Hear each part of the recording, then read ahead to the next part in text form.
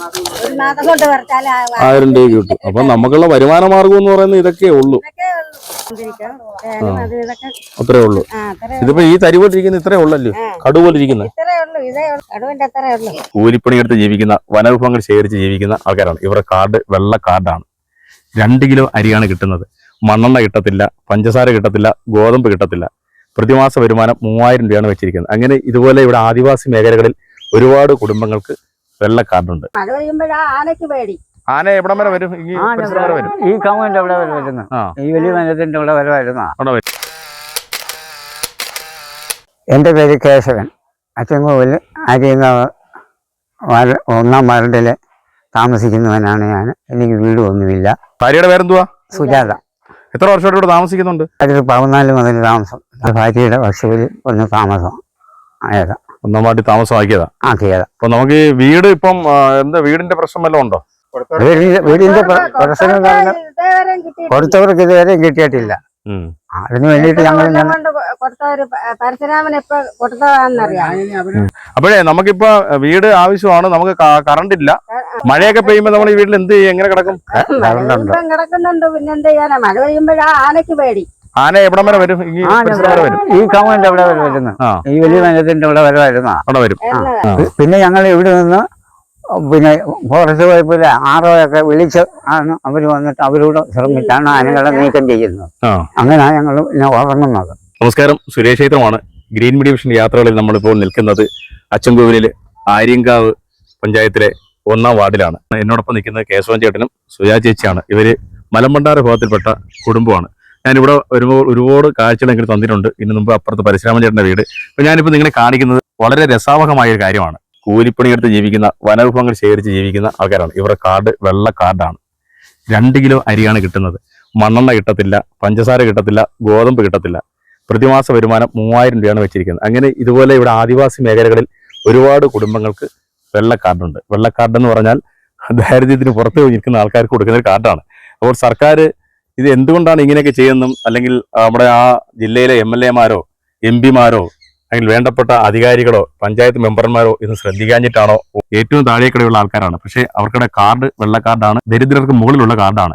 എങ്കിലും നമുക്ക് ഇത് എല്ലാവരുടെയും അധികാരികൾ ശ്രദ്ധയപ്പെടുത്തേണ്ട ആവശ്യമാണ്. അതുകൊണ്ടാണ് ഞാൻ പ്രത്യേകം പറഞ്ഞത്. നമ്മുടെ അച്ചൻകോവിൽ ആര്യങ്കാവ് പഞ്ചായത്തിൽ 1-ാം വാർഡിലെ കേശവൻ ചേട്ടനും സുജാത ചേച്ചിയും താമസിക്കുന്ന വീടാണ്. അകത്ത് ഒറ്റ മുറിക്കകത്ത് അവര് ഒരു അടുപ്പൊക്കെ കൂട്ടി ഒരു ചെറിയ കട്ടിലൊക്കെ ഇട്ട് ഇങ്ങനെ കിടന്നുറങ്ങുന്നതാണ്. തോട്ടപ്പയറും അതുപോലെ വനവിഭവങ്ങളൊക്കെ ശേഖരിച്ച് ജീവിക്കുന്നവരാണ്. ഈ വെള്ള കാർഡ് കാണുമ്പോൾ സർക്കാരിനോട് സഹതാപമാണ് തോന്നുന്നത്. രാത്രി നമ്മൾ തീ എല്ലാ സ്ഥലത്തും ഇടുവോ? എല്ലാ സ്ഥലത്തും ഇടത്തില്ല. മഴയാണെങ്കിൽ ഇടാൻ പറ്റത്തില്ല. പറ്റത്തില്ല. ആ കിടക്കുന്ന ആഴിയാണ്. ആന ഇപ്പം ഈ വരുന്നതുകൊണ്ട് നമുക്ക് കൃഷിയൊന്നും ചെയ്യാൻ പറ്റത്തില്ല. കൃഷിയൊന്നും ചെയ്യാൻ പറ്റത്തില്ല. ആനയും പന്നിയാ കൂടുതൽ ശല്യം. ശരിക്കും നമ്മളിപ്പോ എന്താണ് അന്നേരം ഈ തൊഴിലുറപ്പ് പോവുക? കാട്ടിലിപ്പോ എന്തൊക്കെയുണ്ട് നമുക്ക് ശേഖരിച്ചെടുക്കാനായിട്ട്? ഇപ്പൊ ശേഖരിച്ചെടുക്കുന്ന കുന്തിരിക്കം മാത്രമേ ഉള്ളൂ. മലമഞ്ഞളുണ്ട്. ഇതിൽ അത്യാവശ്യം തോട്ടപ്പയർപ്പം ഉണ്ട്. തോട്ടപ്പയറും അത് മാത്രമേ ഉള്ളൂ. അപ്പൊ ഒരുപാട് പേര് വരയ്ക്കുമ്പോ ആൾക്കാർക്ക് കുറച്ചൊക്കെ കിട്ടുമല്ലേ? അത്രേ ഉള്ളൂ. മ്ലാവൊക്കെ തിന്നതിന് ശേഷമുള്ള 50 ഗ്രാം വെച്ച് കിട്ടും. അത്രേ ഉള്ളൂ. രാത്രിയാകുമ്പോൾ വളരെ ഭീകരമായ അന്തരീക്ഷമാണ്. ആന വന്ന് ഷെഡൊക്കെ പൊളിച്ചിട്ടുണ്ടോ ഇതിനു മുമ്പ്? ഇല്ലല്ല, പൊളിച്ചിട്ടൊന്നുമില്ല. അതിനു മുമ്പായിട്ട് ഞങ്ങൾ ആൾക്കാരെ കൂട്ടും. ഫോറസ്റ്റുകാരെ വിളിച്ചാണ് വരുമോ? വരും. രാത്രി ഞങ്ങൾ വിളിക്കും. ഫോണിൽ വിളിക്കുന്നുണ്ട്. ആൾക്കാരെല്ലാം വരും. ഉറക്കമില്ല രാത്രി? ഉറക്കമില്ല. രാവിലെ ജോലിക്കും പോണ, രാത്രി ഉറക്കമില്ല. അങ്ങനെ ഭയങ്കര ബുദ്ധിമുട്ടാണ്. ജീവിതം ദുസ്സഹമായ അവസ്ഥയാണ്. ഇപ്രാവശ്യം ആരാ ഇവിടെ ജയിച്ചത്? ഉഷ. അപ്പൊ നമ്മള് രാവിലെ ജോലിക്ക് പോയി വൈകിട്ട് വന്നാലേ നമ്മുടെ കാര്യങ്ങൾ നടക്കും. വേറെ വരുമാന മാർഗം ഒന്നുമില്ല. പൈസ കിട്ടുന്നില്ലയോ? ഇല്ല. അത് പറ്റി എന്തോ പറ്റിയെന്ന് ആർക്കറിയാം. മാർച്ച് മാസമൊക്കെ കിട്ടത്തുള്ളൂ പറയുന്നു. അങ്ങനെ പിന്നെ ഞങ്ങള് അതിനും പോകും പൈസ. പിന്നെ ഇങ്ങനെ പയറ് പറിക്കാനും 1-2 ദിവസം പോയാൽ ചെലവിനും വേറെ ചെലവിന് വാങ്ങിക്കുന്ന ഉപ്പിനും മുളകിനും ഒക്കെ. റേഷൻ കാർഡ് അങ്ങനെ ഇല്ലെന്ന് വേണം പറയാൻ. വെള്ള കാർഡ് 2 കിലോ അരിയേ ഉള്ളൂ ഞങ്ങൾക്ക്. നിങ്ങൾക്ക് എന്തോ റേഷൻ കാർഡ് വെള്ള കാർഡ് വന്നേ? ഞങ്ങൾക്ക് ഒത്തിരി എണ്ണത്തിന് അങ്ങനെ, ഒരുപാട് എണ്ണത്തിന് അങ്ങനെ ആയി. ഈ വെള്ളക്കാർഡ് ഇങ്ങനെ വരാൻ ആദ്യം എഴുതി കൊടുത്തപ്പോ എന്ത് പ്രശ്നം വല്ലതും, കാർ വല്ലതും ഉണ്ടോ? ഇല്ല, ഇല്ല ഇല്ല. ഒന്ന് പിന്നെ എങ്ങനെ വെള്ള കാർഡ് വന്ന്? എങ്ങനെ വന്നെന്ന് അത് അവര് അത് അത് സർക്കാർ ഇപ്പൊ ഞങ്ങൾ എങ്ങനെയാന്ന് ഞങ്ങൾക്ക് എങ്ങനെ അറിയില്ല. തരാനെ കൊണ്ട് എഴുതി കൊടുത്തിട്ട് പിങ്ക് കാർഡ് ആക്കാൻ അപേക്ഷ കൊടുത്തിട്ടുണ്ടോ? അപേക്ഷ കൊടുത്താളായി കൊടുത്തിട്ട് 4 മാസം കഴിഞ്ഞു. 4 മാസം കഴിഞ്ഞ് ഇതുവരെ ആയിട്ടില്ല. ഇതുവരെ ആയിട്ടില്ല. അപ്പൊ ഇതിനകത്ത് എത്ര കയറിയ 2 മുറിയുണ്ട്. നോക്കട്ടെ, ഒന്ന് കാണട്ടെ എങ്ങനെ കിടക്കുന്നതെന്ന്. കേറി നോക്ക് എങ്ങനെ കിടക്കുന്നതെന്ന് അറിയാമേ. ഇതിനകത്താണ് നമ്മുടെ കിടപ്പ. പിന്നെ ഈ ഒരു റൂമിനകത്തുള്ള പരിപാടിയാണ്. റൂമിനകത്ത് പരിപാടിയാണ്. ലൈറ്റ് ഉണ്ടോ? ലൈറ്റ് ഉണ്ട്. പുറത്തേ ഉള്ളു ലൈറ്റ്. പുറത്ത് ഇവിടാണോ കിടക്കുന്നേ? ഇവിടെ കിടക്കുന്നത്. അപ്പൊ പാചകം ചെയ്യുന്ന എവിടാ? പാചകം ചെയ്യുന്നു. ഇവിടാണ് പാചകം. അപ്പൊ നമ്മുടെ കിടത്തയും പാചകവും എല്ലാം ഒരേ സ്ഥലത്താണ്. അത് ശരി. ഈ ഒരു സ്ഥലത്ത് പാചകം കിടത്ത അല്ല. മഴ പെയ്യുമ്പോ ഇത്രയും നല്ല മഴ വരുമ്പോ ചെയ്യും? മഴ വരുമ്പോ കുഴപ്പമില്ല. ഇല്ല, ടാർപ്പ മുകളിട്ട് വെള്ളം വീഴത്തില്ലെന്നേ ഉള്ളൂ. പാമ്പൊക്കെ കയറുമോ? പാമ്പ് കയറാതിരിക്കോ? തറയല്ലേ കിടക്കുന്നത്. പാമ്പ് കയറി വരും. പാമ്പ് കയറും.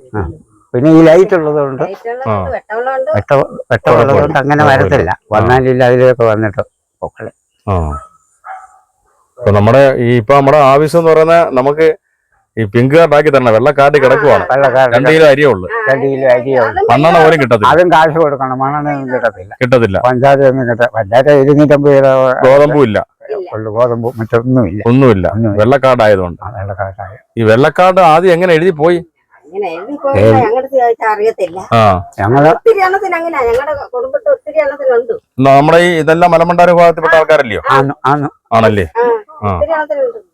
അപ്പൊ ഈ അടപ്പൊന്നുമില്ല. രാത്രി കിടക്കുന്നത് നമ്മളിങ്ങനെ കിടക്കുക. പുലിയൊക്കെ ഉള്ള സ്ഥലമല്ലേ? അല്ല, പുലിക്കൊന്നും അതൊന്നും ഒരു വിഷയമല്ലല്ലോ. പുലിയൊന്നും കയറി വരത്തില്ല. ഉണ്ട് അല്ലേ? ഉണ്ട്. ഇഷ്ടം പോലെ ഉണ്ട്. പക്ഷെ ഇങ്ങോട്ട് കേറൂല. കാരണം അപ്പുറത്തൊരു പട്ടിയെ പുലി പിടിച്ചത് അതൊക്കെ പിടിക്കും. ഇന്നാളെ പിടിച്ചാണെന്ന് തോന്നുന്നതിനെ വീണ്ടും പിടിച്ചേക്കുന്നു. മഞ്ഞളൊക്കെ പുരട്ടി വെച്ചേക്കുന്നു. രാത്രി വന്ന് പിടിച്ചത് അല്ലേ? ഈ കാർഡിന്റെ കാര്യം പറഞ്ഞു. BPL കാർഡല്ല, APL കാർഡാണ്. വളരെ താഴ്ന്ന വരുമാനക്കാർക്ക്. അതിനുപരി വേറൊരു കാര്യമുണ്ട്. വെളിയിട വിസർജ്യ സ്ഥലങ്ങളില്ലാത്ത സംസ്ഥാനമായിട്ടാണ് നമ്മൾ പറയുന്നത്. പക്ഷേ കക്കൂസ് ഉണ്ടോ? ഇല്ല.